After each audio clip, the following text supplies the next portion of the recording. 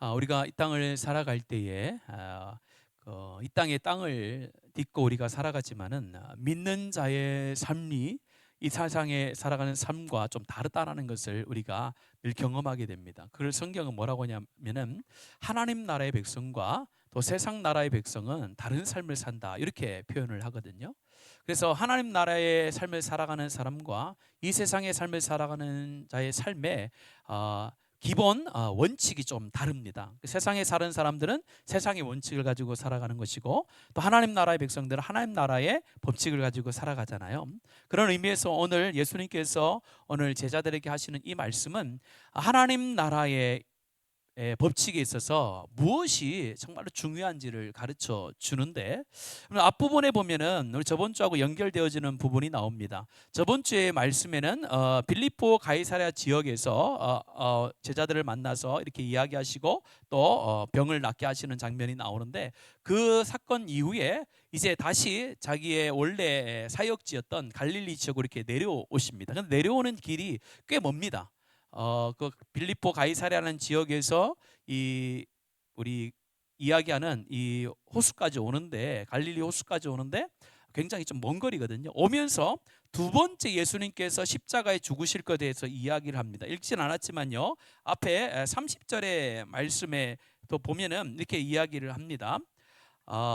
31절에 보면은 이는 제자들을 가르치시며 또 인자가 사람의 손에 넘겨져 죽임을 당하고 죽은 지 3일 만에 살아나리라는 것을 말씀하셨기 때문이더라라고 하면서 예수님께서 십자가에 죽으시고 3일 만에 부활할 것에 대해서 우리 빌립보 가이사라에서도 첫 번째로 가르쳐 주셨고, 내려오는 길에서도 그렇게 가르쳐 주셨어요. 두 번째 이제 가르쳐 주셨는데, 그 말을 듣고 나서 제자들이 어떤 반응을 보이냐면요, 오늘 말씀해 보면은 32절입니다. 32절에도 보면 이렇게 얘기합니다. 그러나 제자들은 이 말씀을 깨닫지 못하고 묻기도 두려워하더라. 왜냐하면 자기가 3년 동안 따라다녔던 이 예수님께서 십자가에 죽으셔서 부활한다는 얘기에 대해서 제자들이 전혀 지금 어떻게 해요? 깨닫지 못하고 있는 거예요. 그 당시에 제자라고 하면은 무엇이냐면, 제자가 스승을 따라가는 제자라는 것은 스승이 잘 될수록 제자도 어떻게 되는 겁니까? 자기 위치도 자꾸 높아지는 거잖아요. 그런데 제자들이 예수님을 봤을 때는 이 시대에 한번 나올까 말까 하는 그런 위대한 스승인데, 그래서 그 스승을 나의 주인으로 삼고 따라가고 있는데 뜬금없이 자기가 죽는다라고 이야기를 해요. 그 다음에 어디서 죽는다고요? 십자가에서 또 죽는다라는, 그 비참하게 죽는다는 계속 이야기를 하시는 거예요. 그러니까 따라가는 제자 입장에서는 이거 잘못 따라가는 거 아닌가? 이런 고민이 계속 생겼던 겁니다. 왜냐하면 그 당시에 상황이 그런 상황이었다는 거예요. 그러다 보니까 예수님께서 두 번에 걸쳐서, 한 번은 예수님께서 실수로 이야기했겠지라고 받아들일 수 있는데, 두 번째로 다시 자기가 십자가에 죽고 3일 만에 부활한다는 이런 얘기를 하니까 제자들이 뭐 할 말이 없는 거예요. 그래서 묻기를 두려워했다. 다시 물으면 또 얘기할 것 같아가지고 의도적으로 외면하는 거예요. 그리고 외면하면서 내려오고 있는 상황입니다. 내려오고 있는 상황에서 얘기하는 거예요. 같은 길을 가고 있는데, 같이 길을 가고 있잖아요. 지금 같이 길을 가지고 갈릴리 호수로 내려오는데 같은 마음이 아니었던 거예요. 예수님은 그 길로 내려오면서 어떤 마음이 있겠어요? 내가 십자가를 져야 되는데 마지막까지 십자가를 잘 지을 수 있을까라는 그런 생각에 콱 사무쳐서 내려오고 있는데, 제자들은 다른 생각을 하고 내려오는 거예요. 오늘 말씀해 보면 이렇게 이야기를 합니다. 33절 같이 한번 읽겠습니다. 33절입니다. 시작. 가버나움 이르러 집에 계실새 제자들에게 물으시되 너희가 길에서 서로 토론하는 것이 무엇이냐 하시되, 예수님께서 길을 내려오시다가는 다른 말 안 하시고 제자들이 묻기를 두려워하다 보니까 아무 말도 안 하고 어떻게 보면 뭐 이렇게 내려온 거예요. 내려왔는데 아마 예수님과 제자들이, 우리가 보통 12명이서 예수님 13명이 같이 길을 내려오면 어떻게 내려옵니까? 뭐 일렬로 쭉 서서 내려오진 않잖아요. 내려오다가 딴 거 보기도 하고 하면은 조금 거리도 있을 수 있고 이렇게 나오잖아요. 일렬로 서서 내려오진 않았을 거예요. 자유롭게 이렇게 내려왔을 텐데, 그래도 어느 정도 이렇게 지역 안에서 내려왔을 거예요. 그런데 예수님께서 제자들이 하는 얘기를 듣고 또 알고 계셨던 거죠. 그러면서 이 제자들이 길에서 오면서 자기와는 전혀 다른 생각을 하고 있는 그들을 향하여서 이렇게 이야기를 하는 겁니다. 너희들 길에서 무슨 이야기하면서 내려왔느냐 이렇게 물어보는 거예요. 물어봤을 때 알고 물어보시는 걸까요? 모르고 물어보시는 걸까요? 그렇죠. 알고 물어보시는 거예요. 알고 물어보는데 뭐라고 대답을 하냐면요, 제자들이 뭐라고 얘기합니까? 34절 같이 읽겠습니다. 34절입니다. 시작. 그들이 잠잠하니 이는 길에서, 예수님은 지금 십자가에서 죽으실 것에 대해서 생각을 하고 오는데 제자들은 완전 반대잖아요. 완전 반대로 서로 누가 크냐고 쟁론하였다, 이렇게 얘기를 하는 거예요. 오늘 말씀은 뭘 가르쳐 주냐면요, 하나님께서 이 쟁론한 것은 제자도를 가르쳐요. 제자의 삶에 있어서 어떤 삶이 바른 삶이냐를 가르쳐 주는데 중요한 것이 바로 무엇입니까? 섬김의 자리다. 위에 서려고 하는, 자기가 높아지려고 하는 것이 아니라 그리스도를 따라가는 제자는, 하나님 나라의 백성의 삶의 기준은 자기가 높아지는 것에 있는 것이 아니라 낮아져서 섬기는 것이 하나님 나라의 법칙이고 제자의 삶이다라는 것을 가르쳐 주는 겁니다. 그러니까 오늘의 핵심 주제는, 우리가 예수님을 따라간다라고 할 때에 예수님을 따라가는 것은 내가 군림하는 것이 아니라 섬김의 자리에 늘 머물러 있어야 그게 바른 그리스도를 따라가는 삶이다라는 걸 가르치는 거예요. 자, 그러면 오늘 말씀을 통해서 섬기는 자가 되려면 우리가 극복해야 될 게 있는데, 오늘 뭘 극복해야 우리가 그리스도를 따라가는 제자로서, 그리스도를 닮아가는 그리스도인으로서 합당한 제자의 삶을 살아낼 수 있을까? 첫 번째는요, 나만 우월하다는 생각을 버려야 됩니다. 33절과 34절 말씀해 보면은 분명히 길에서 누가 크냐고 쟁론했다라고 했잖아요. 근데 쟁론했다라는데 왜 쟁론을 했을까요? 그 앞부분에 있습니다. 앞부분에 여러 사건들 제가 2주에 걸쳐서 이야기하는데, 첫 번째 사건은 무엇이냐면요, 변화선 사건이에요. 3명을 데려가잖아요. 베드로와 야고보, 요한, 수제자 3명을 데리고 산에 올라갔어요. 산에 올라가서는 뭘 경험했습니까? 자기들이 한 번도 보지 못했던 놀라운 걸 체험한 거예요, 그 3사람은. 근데 나머지 9사람은 어떤 일을 하고 있었습니까? 그 밑에서. 그렇죠. 귀신 들린 아이를 고치지 못해가지고 허덕거리고 있었잖아요. 허덕거리고 있었다는 거야. 자, 그러면은 이 3명과 9명이, 자, 그럼 그 사건 뒤에 가버나움으로 같이 내려오고 있어요. 내리고 와 있을 때, 제가 아마 성경을 스토리를 그때 각색을 한번 해보자면은 아마 이 3사람이 문제 있을 수 있어요. 베드로, 야고보, 요한이 문제의 원인이 될 수 있었다는 거예요. 내려오면서 자기들끼리 아무 말도 안 하고 내려왔겠어요? 보통 우리가 12명이 이렇게 길을 가다 보면 이야기를 하잖아요. 뭔 이야기를 했을까요? 오늘 뭔 이야기를 했냐라고 했을 때는 서로 누가 크냐라고 했잖아요. 그럼 왜 그런 얘기를 하게 됐냐는 말이에요. 아무런 사건이 없었는데 제자들이 그냥 그런 이야기를 평소에 하느냐? 그렇지 않죠. 평소에 이런 얘기를 한 게 아니라 앞 사건 때문에 그렇다는 거예요. 앞 사건이 뭐예요? 3명은 신비한 경험을 하고 밑에 있는 9명은 뭐예요? 완전히 자신의 신앙이 죽을 수가 있었단 말이에요. 그러니까 이 3사람이 뭐라는 거야? 야야, 너희들 그래가지고 예수님께서 나중에 세상을 정복하고 왕이 되면 너희들 이게 좌에 우에 설 수 있겠나? 이렇게 얘기하면서 이 3명의 제자들이 우월하다는, 나만 자기들이 우월하다는 생각을 가지고 있었다는 거예요. 그런 얘기를 하니까 9명의 사람들은 뭐라고 얘기했겠어요? 우리 아이들 잘하는 말 있잖아요. 막 자랑을 하면은 뭐라고 합니까? 예? 예? 그건 너무 심한 말이고요. 뭐라고 얘기하냐면은 네 잘났다 이러잖아요. 그래, 네 잘났다. 그런 얘기, 그런 상황이 펼쳐지고 있는 거예요, 지금. 그런 상황이 펼쳐지고 있는 가운데 이 하나님께, 예수님께서 얘기하는 것은 내가 우월하다, 뭔가를 내가 신비한 체험을 하고 내가 뭔가 다른 사람이 가지고 있지 않은 걸 가지고 내가 뭔가를 내가 다른 사람보다 열심히 있다 해서 내가 우월하다는 생각을 하는 즉시 제자도에서 떨어지는 거예요. 제자도의 핵심은요, 섬김이거든요. 제자도의 핵심은 섬김이고 그리스도를 닮아가는 자는 섬김이란 말이에요. 우리가 잘 알듯이 빌립보서의 말씀에 뭐라고 이야기를 합니까? 하늘 영광을 다 버리시고 이 땅에 내려오신 우리 예수 그리스도를 말씀하잖아요. 하나님과 동등됨을 취할 것으로 여기지 않냐고 이 땅에 오셔서 우리를 위해서 죽으신 분이 예수 그리스도란 말이에요. 그분을 닮아가는 자의 가장 중요한 것은 뭐냐면요, 순종과 겸손이거든요. 그런데 우리가 그리스도를 따라간다라고 했을 때에 우월하다는 생각을 하는 동시에 섬김의 자리에서 자기가 벗어나 버리는 거예요.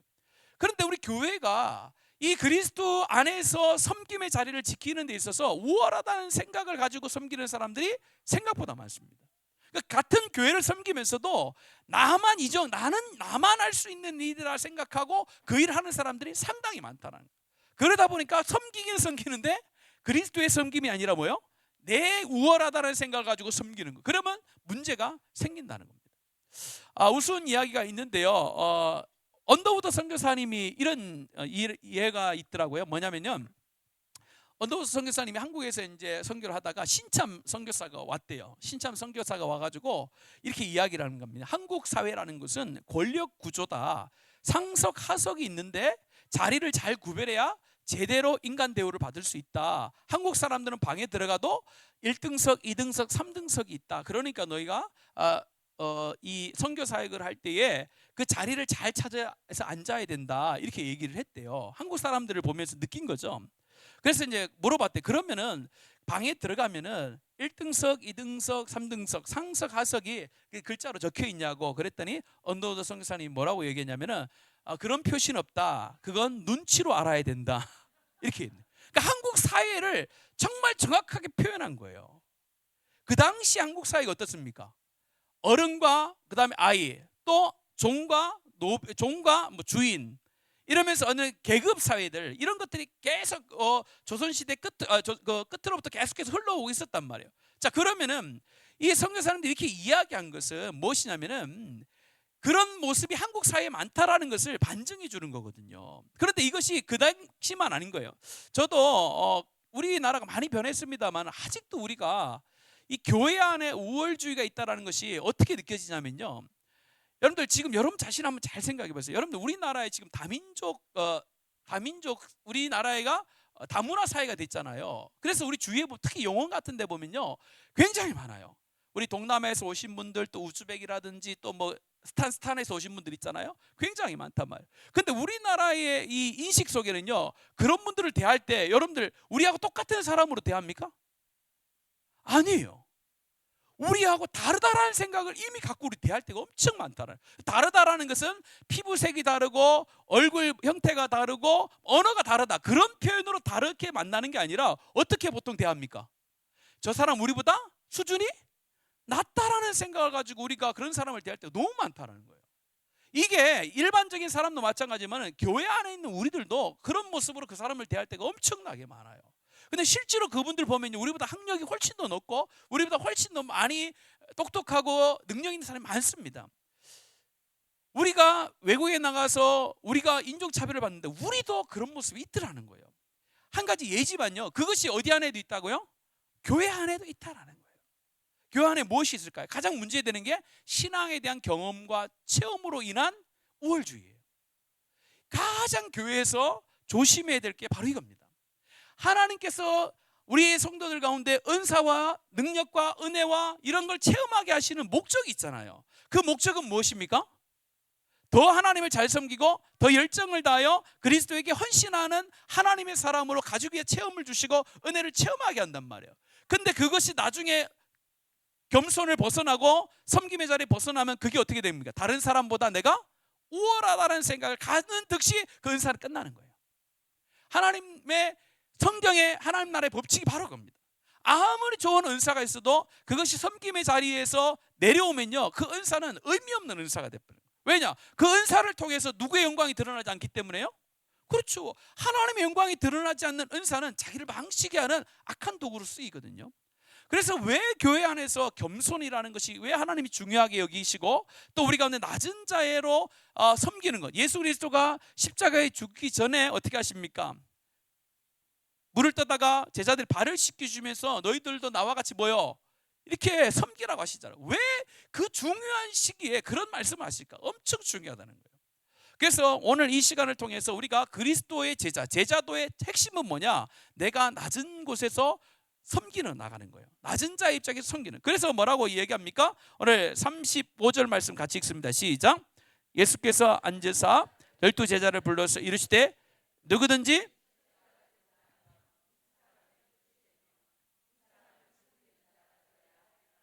그렇죠. 명확하게 얘기하잖아요. 첫째가 되고자 하면 무사람이 끝이 되고 무사람을 섬기는 자가 돼요. 그러면요, 하나님께서 섬김의 자리에 늘 있는 자를 늘 그곳에 있는 것이 아니라 그 섬김을 통하여서 하나님께서 빛나게 하신다라는 의미가 있는 거예요. 그래서 우리 교회 모든 성도들은 내가 받은 하나님의 은혜와 은사와 여러 가지 하나님께서 특별하게 주신 그런 하나님의 신앙의 어떤 놀라운 경험을 통해서 하나님의 영광이 드러나게 하고, 그걸 통해서 누구를 섬기는 거예요? 그렇지 못한 자들을 함께 동력해 나가고 그 사람들을 독려해서 그런 하나님의 놀라운 자리에 함께 갈 수 있는 그런 디딤돌의 역할을 해줘야만이 그것이 바른 은사와 능력의 활용이 되는 겁니다. 그럼 얼마나 좋겠어요. 근데 우리는 어떻게 해요? 그게 있으면요, 착 재단하잖아요. 파 이렇게. 결코 그런 마음이 들지 않도록 넣게 돼요. 그래서 하나님께 많이 받은 자는 뭐 하신다고 하셨죠? 많이 요구하신다 했죠. 많이 받은 자가 적게 받은 자처럼 행동하면서 남는 것을 자기를 위해서 쓰면요, 하나님께서 뭐 하는 거예요? 징계하신다는 거예요. 그래서 많이 받은 자, 하나님 앞에 은혜를 많이 받은 자는 은혜 받은 것을요, 다른 사람에게 많이 나눠줘야 되는 거예요. 그게 하나님 나라의 겸손의 또 제자도의 원칙이 되는 겁니다. 두 번째는요, 오늘 말씀 여러분들 35절과 37절의 말씀에 보면은 이런 표현을 쓰고 있어요. 36절 말씀 같이 한번 읽을까요? 시작. 어린 아이 하나를 데려다가 세우시고 안으시고 제자들에게 이르시되, 37절입니다. 시작. 누구든지 내 이름으로 이런 어린 아이 하나를 영접하면 곧 나를 영접함이요, 누구든지 나를 영접하면 나를 영접함이 아니요 나를 보내신 이를 영접함이니라. 이 말씀이 여러 가지로 해석될 수도 있지만 오늘 말씀의 이제 줄거리 속에서 핵심을 찾아보면은 왜 어린 아이 하나를 데려다가 그들 안에 세우시고 그 37절의 말씀 어린 아이를 영접하면이라고 표현을 썼을까요? 이렇게 예를 들면 좋습니다. 어린아이에 반대되는 게 뭐냐면요, 그 당시에 어린아이와 여자는요, 가장 어떻게 보면 나에게 도움을 줄 수 없는 무력한, 나에게 도움을 줄 수 없는 그런 사람들을 대표하거든요. 예를 들면 내가 어린아이를 아무리 내가 영접하고 도와줘도 그 아이가 나에게 줄 수 있는 게 있습니까, 없습니까?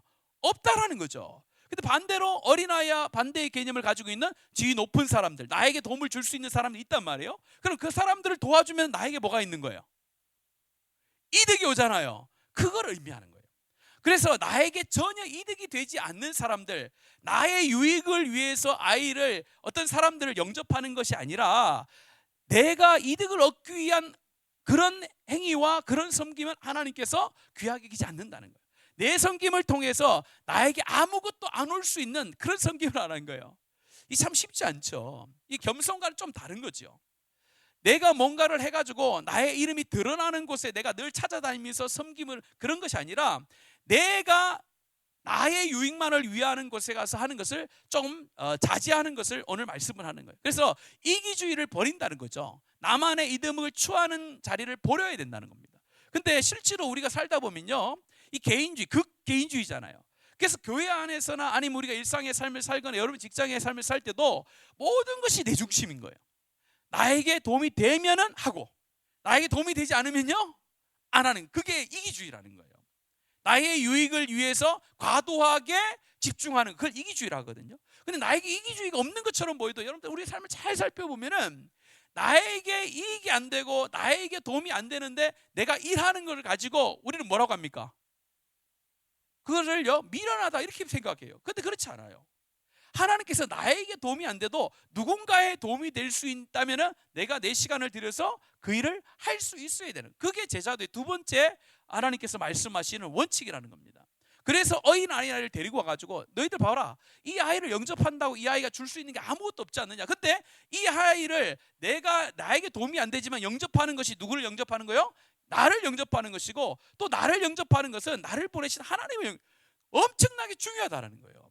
그래서 내 이익과 유익을 위해서 내가 섬기는 것이 아니라 나에게 유익이 되지 않고 이익이 되지 않아도 다른 사람의 유익을 위해서 내가 섬길 수 있어야 그게 진짜 섬기라는 거예요.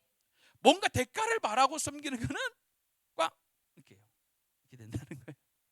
근데 이렇게 섬기는 것이 우리 가운데도 많이 있을 수 있는데요, 이 교회를 섬길 때에 나에게 도움이 없는데 뭔가를 섬긴다는 것을 이 어릴 때부터 교육을 좀 시켜야 된다는 생각이 있습니다. 요즘 우리 아이들은요 정말로 극개인주의입니다. 극개인주의. 그래서 나에게 도움이 되지 않으면요, 진짜 우리 아이들 별로 1도 안 움직여요. 1도 안 움직여요. 그러니까 교회에 와서도 교회에서 뭔가 행사를 하면은 나에게 도움이 되면 참석을 해요. 근데 나에게 도움이 안 되면요, 전혀 무관심합니다. 그런 시대가 점점점 돼가고 있어요. 젊은이들 세계 속에서. 그래서 교회에서 제자도라는 것은 뭡니까? 내 유익을 먼저 구하는 것이 아니라 남의 유익을 먼저 구하는 것이 바로 낮은 자의 섬김의 두 번째 모습이라고 얘기합니다. 그리고 세 번째는요, 같이 한번 우리 38절부터 40절 말씀이 있는데 제가 설명을 할게요. 요한이 예수님께 옵니다. 예수님께 와가지고 이렇게 물어보는 거예요. 어떤 사람이 있는데 38절에 보면요, 주의 이름으로 귀신을 내쫓는 것을 우리가 보고 우리를 따르지 아니함으로 금하였나이다, 이렇게 얘기하는 거예요. 우리를 따르진 않지만은 예수의 이름으로 뭐요? 귀신을 쫓아내고 이런 사람들이 있더라. 그런 사람을 봤는데 당신의 이름을 그렇게 합디다. 그래가지고 39절에 뭐라고 합니까? 요한이 이야기를 한 거예요. 요한이 이렇게 얘기합니다. 시작. 예수께서 이르시되 금하지 말라. 내 이름을 의탁하여 능한 일을 행하고 즉시로 나를 비방할 자가 없느니라. 40절에는 뭐요? 우리를 반대하지 않는 자는 우리를 위하는 자니라. 38절에 요한은 그를 금하였다라고 이렇게 이야기하고 예수님께서는 금하지 말라 이렇게 얘기하는 거예요. 요 두 차이가 명확하게 나는데 요걸 가리켜서 우리가 이제 조금 이제 설교용으로 만들면은 편가르기라는 거예요. 편가르기.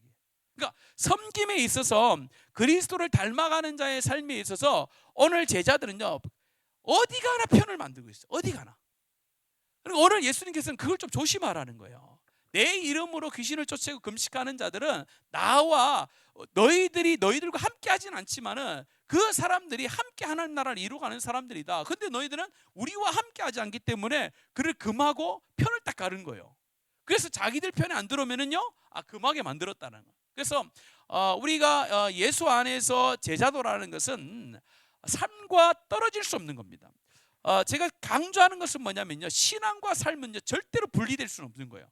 신앙이 좋은데 삶이 안 좋다라는 것은요, 그 신앙이 잘못됐다라는 것을 반증해 주는 것이지, 참 믿음은 좋은데 삶이 그래, 그런 건 없습니다.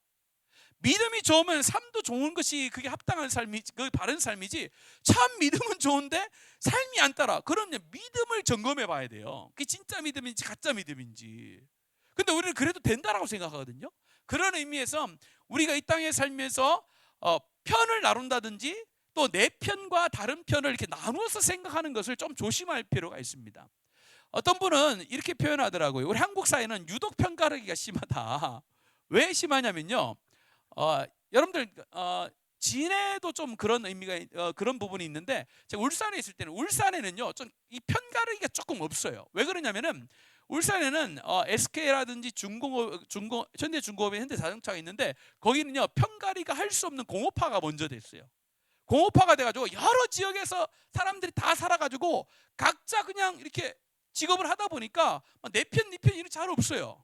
그런데 우리나라의 내 편, 네 편이 강하게 되는 것은 역사적으로 그렇게 설명을 하시더라고요. 제 생각은 아닌데 그렇게 얘기하지, 뭐냐면은 농경사회가 그걸 만들었대요. 농경사회는요, 다른 사람이 오는 일이 없어요. 농사 짓는데 다른 사람이 땅을 버리고 오는 사람이 없대요. 그래가지고 우리끼리 이 농사 짓고 우리끼리 하는 게 이게 우리나라에 이게 습성이 됐대요. 그래서 우리 동네에 다른 사람이 오면요, 왜 왔지? 왜 왔지? 이게 색안경을 끼고 보게 되는 그런 문화가 흘러내려온다더라고요. 그런 우리의 어떤 민족성이기 때문에 어느 정도 일리는 있다고 봅니다. 근데 교회 안에 그런 게 많잖아요. 교회 안에도 예수를 섬기는 사람은 하나의 형제예요, 하나의 공동체예요, 하나의 지체인데 우리가 오면요, 이게 은연중으로 내 편인가? 저쪽 편인가? 이게 구별이 되는, 이게 구별하는 그런 습성이 우리 가운데 있어요. 의도적으로 하진 않지만 그게 엄청나게 많습니다. 그래서 교회 안에서 분란이 많이 일어나는 이유가 이 편가르기를 우리가 너무 많이 하기 때문에 그런 거예요. 우리는 모두 다 누구 편입니까? 그렇죠. 우리는 두 가지 편밖에 없어요. 하나님 편에 서든지, 그 다음에 어디 편이요? 마귀 편에 서든지 두 편밖에 없습니다. 목사 편은 없는 거예요. 이렇게 여러분들, 교회 가면 무슨 편이 그렇게 많은지, 교회는 두 가지밖에 없어요. 뭐 사람의 어떤 누구는 누구 편 이렇게 이야기를 하지만은 궁극적으로 따지고 들어가면요, 하나님 편에 서든지 마귀 편에 서든지 둘 중에 하나지 사람 편은 없는 겁니다. 우리는 하나님 편에 서는 거예요.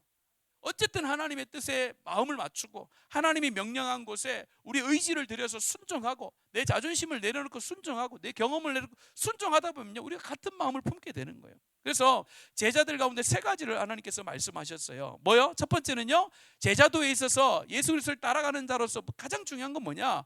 나만 우월하다는 거, 내가 경험한 것이 제일 좋다라는 것을 버려야 된다는 거예요. 그 우월함이 들어가면요, 아무리 좋은 것도 하나님 안에서 의미가 없어지는 거예요. 두 번째는 무엇입니까? 내 이득만을 위해서 섬기는 거, 그 조심해야 되는 거예요. 겉으로는 정말 하나님을 잘 섬기는 것처럼 보이고 교회를 잘 섬기는 거 보는데 내 속마음 속에는요, 하나님을 위해서 섬긴 게 아니고 누구를 위해서 섬긴 거예요? 나를 위해서, 내 유익을 위해서 섬겼던 부분들이 우리 가운데 있을 수 있다라는 거예요. 세 번째는 무엇입니까?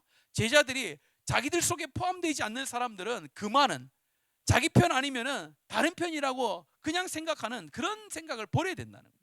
교회는 그리스도 안에서 같은 마음을 품는 공동체고 하나의 지체가 되어져서 함께 협력하는 공동체고, 다름을 인정하며 하나님 주신 은사를 인정하며 하나님 주신 각양 가능의 재능을 인정하며 함께 협력하여 나가는 공동체지, 누구 한쪽만을 편을 들고 한쪽으로 가분수처럼 이게 성장하는 그런 교회가 아니라는 겁니다. 이런 것이 아주 우리 보면 육신의 생각처럼 보이지만은 이것이 영적인 삶이라는 거예요.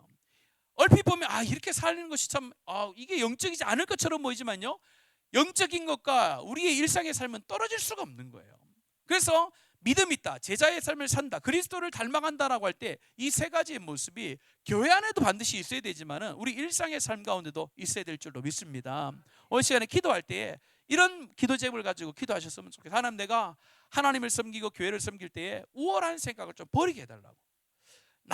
내가 있어야 된다, 나만 해야 된다, 내가 받은 은사가 최고다, 이런 생각을 버려야 된다. 내가 받은 그 은혜와 은사들을 가지고 연약한 자들을 어떻게 해요? 도와주는 걸 위해서 하나님 나에게 먼저 주신 거잖아요. 그런 마음으로 섬겨나가시고, 두 번째는 내 유익이 순간순간 나올 때가 있어요. 처음에는 내가 정말 하나님 영광을 위해서 섬겼는데 조금 지나면 뭐예요? 내 이기심이 조금씩 이렇게 올라올 때가 있거든요. 그때 하나님 그것을 하나님 막아달라고 그렇게 다.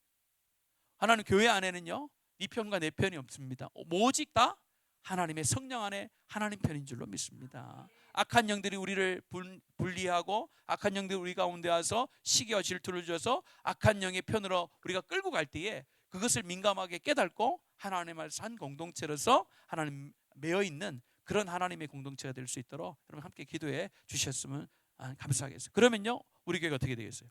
하나님 보실 때에 아름다운 제자의 삶이 막 꽃을 피우는 거예요. 그런 삶이 하나님의 영광을 드러내는 것이고 그리스도의 향기를 삶 속에 드러내는 것인 줄로 믿습니다.